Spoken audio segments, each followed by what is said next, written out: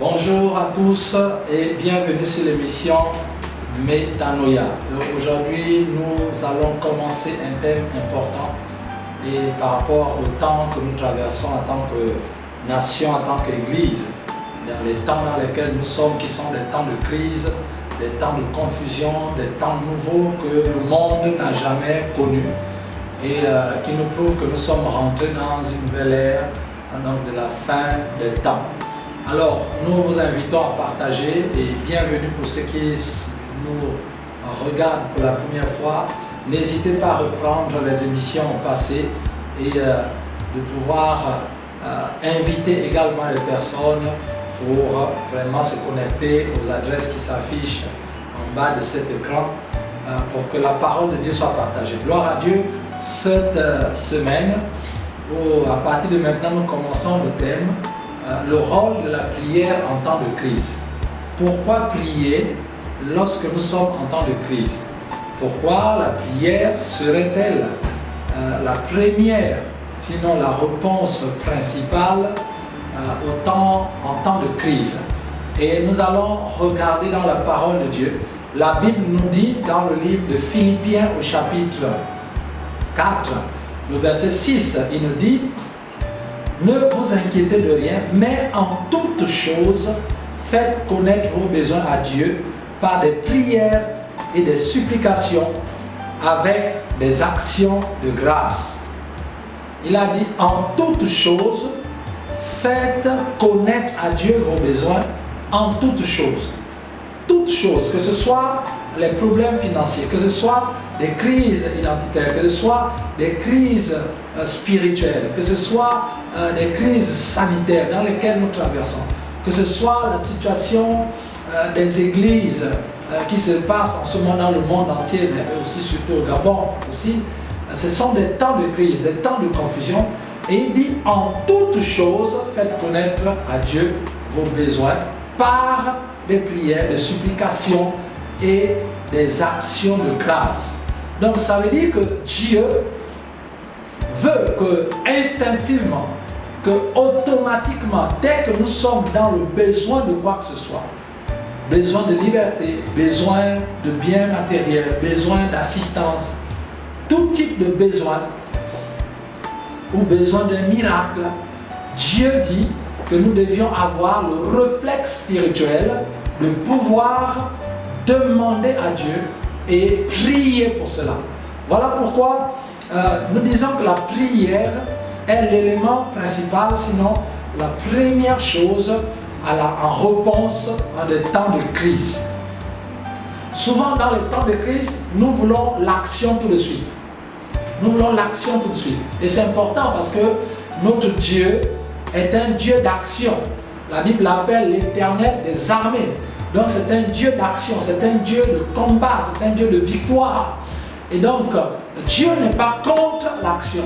Et ce serait vraiment difficile de pouvoir prier toute sa vie sans poser des actions. Non, Dieu est d'accord avec l'action, c'est en réponse, c'est par l'action que Dieu répond à la situation. Mais il est important pour nous de comprendre que pour nous qui sommes enfants de Dieu, la première réaction, la première réponse à une situation bien donnée en temps de crise n'est pas encore l'action mais la prière. Vous allez voir dans la parole de Dieu, il y a plusieurs exemples avec David.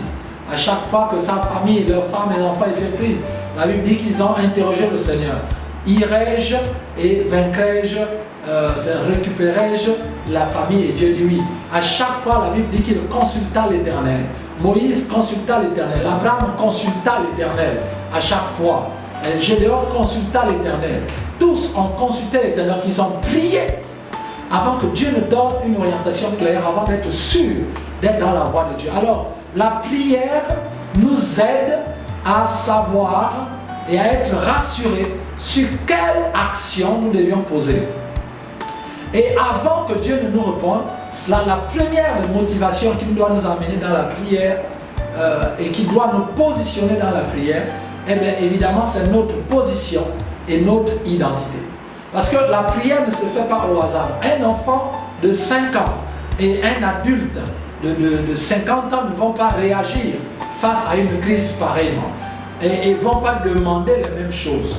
Vont pas demander les mêmes choses. Si on fait rentrer un enfant devant quelqu'un qui peut produire, donner des biens, l'enfant demandera certainement des bonbons, des jouets, etc. ou des habits. Mais si vous faites rentrer un adulte qui connaît les réalités et qui a une famille à gérer, qui a des projets en cours, cette personne ne demandera pas les jouets, ne demandera pas des pièces de monnaie, ne demandera pas des habits. Cette personne demandera certainement l'argent pour la construction d'une maison, ou des maisons, ou des véhicules, ou encore des prêts, des sommes, pour l'aider à avancer dans la vie et poser des vrais projets.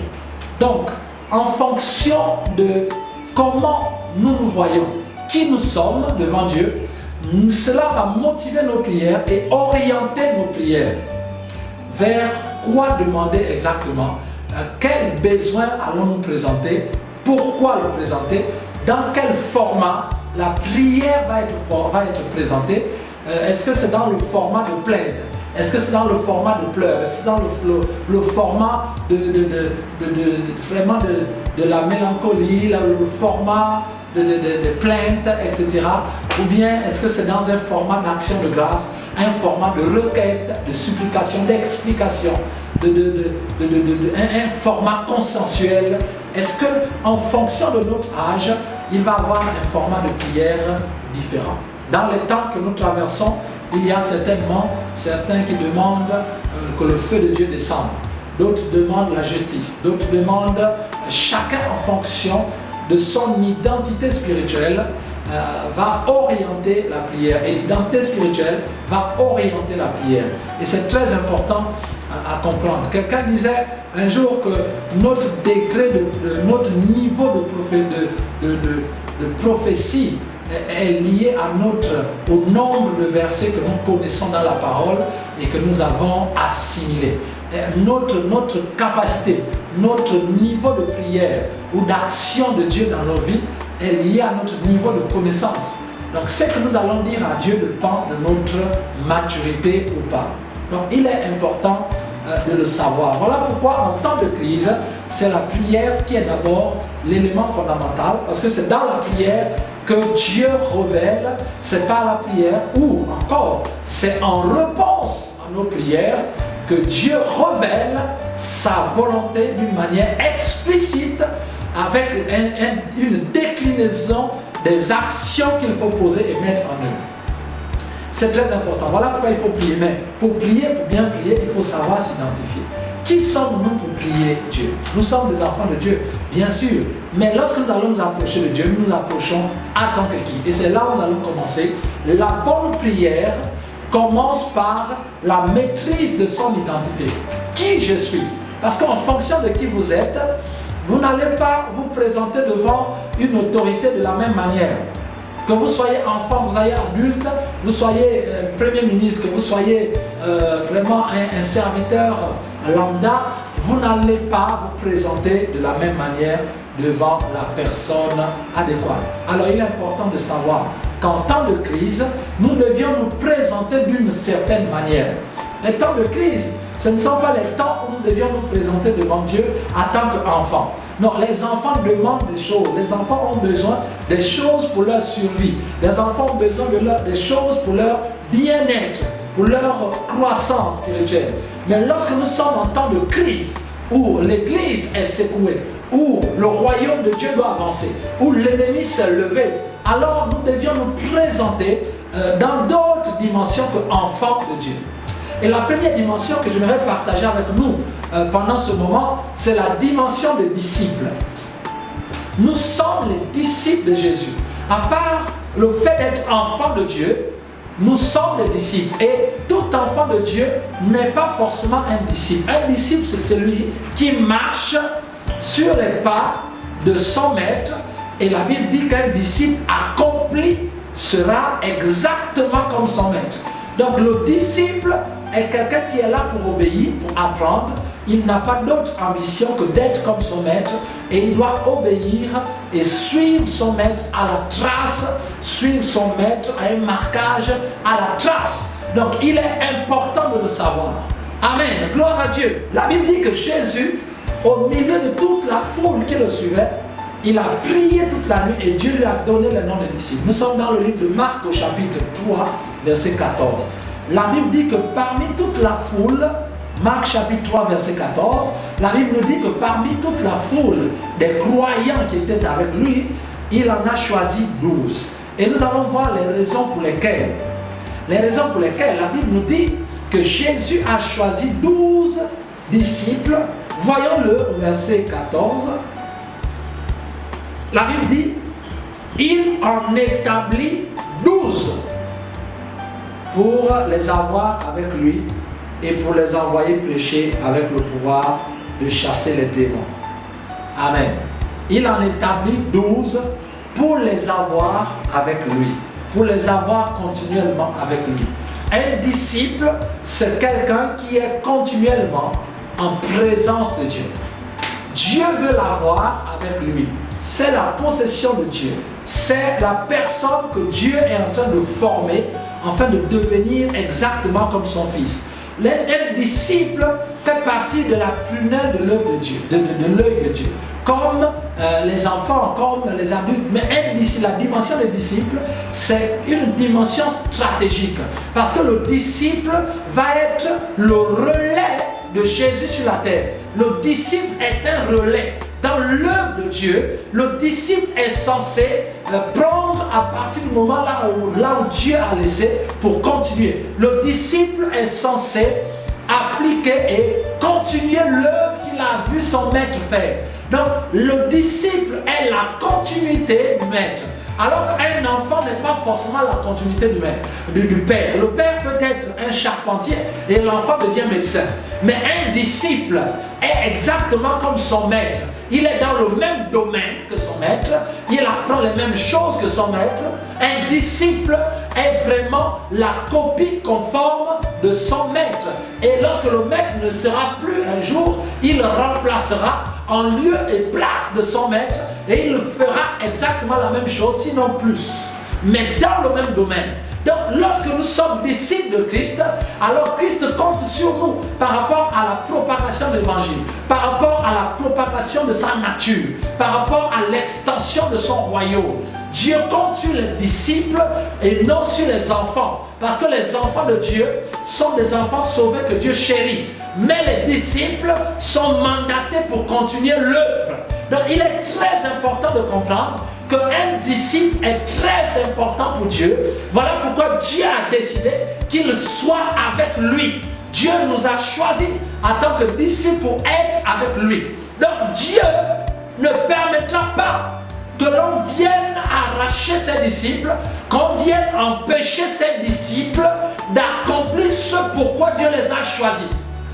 C'est pourquoi, mon frère, ma soeur, si tu veux faire lever Dieu promptement pour intervenir dans tes prières, alors prie en tant que disciple. En temps de crise, prie en tant que disciple. Et montre au Seigneur ce qui se passe, qui empêcherait, si ces choses sont faites, que les disciples soient disciples et perpétuent la tradition spirituelle qu'est l'évangile, l'évangélisation et l'extension du royaume de Dieu. En d'autres termes, en temps de crise, nous devions nous présenter devant Dieu pour dire: Seigneur, regarde comment tes disciples sont pris à partie. Comment tes disciples, si nous continuons dans cet élan, tes disciples n'auront pas la possibilité d'être ton relais sur la terre. Alors fais quelque chose. Lorsque nous nous présentons en tant que disciples, nous présentons à Dieu les enjeux du royaume, les enjeux de l'œuvre, les enjeux de la succession. C'est très important pour Dieu. Et lorsque nous intervenons, nous prions en tant que disciples. Dieu intervient et Dieu agit. Parce que Dieu sait que les disciples doivent vivre. Les disciples doivent continuer à vivre parce que c'est eux la relève. C'est eux qui vont continuer l'œuvre de Christ sur la terre. Alors il est important, en temps de crise, Si tu veux voir Dieu intervenir, alors positionne-toi en tant que fils de Dieu, bien sûr, mais aussi en tant que disciple. Or, un disciple accomplit comme son maître. Et le disciple, c'est quelqu'un qui obéit à Dieu. C'est quelqu'un qui marche avec Dieu. Donc, si nous voulons que Dieu nous écoute et agisse promptement, nous avons premièrement à réfléchir, à regarder et à revoir notre discipulat, donc notre consécration à Dieu. En fait, en temps de crise, ce qui est plus urgent, ce n'est pas de prier pour les besoins de la crise, mais c'est d'abord de vérifier si notre dimension de disciple est en bon terme avec Dieu. Et nous devions prier pour être réellement des disciples, pour nous consacrer en tant que disciples, avant de prier pour les besoins de la cause pour laquelle nous avons décidé de prier. Gloire à Dieu. Il est important. Dieu écoute ses disciples. Dieu les veut avec lui. Dieu ne permettra pas qu'il y ait des choses qui viennent nous séparer de lui. Dieu nous veut avec lui. C'est la volonté de Dieu. Alors tout ce qui va entraver cette relation va voir Jésus-Christ monter au créneau et agir.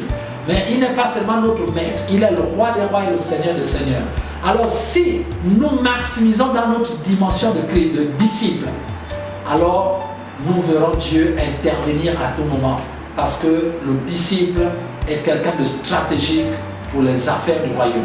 C'est pourquoi mon frère, ma soeur, en temps de crise dans lesquels nous traversons, sois un disciple de Christ et présente-toi devant Dieu en tant que disciple. Et lorsque tu prieras, Dieu répondra et il te dira quoi faire. Parce que nous savons que Dieu nous répond toujours à nos prières par l'action.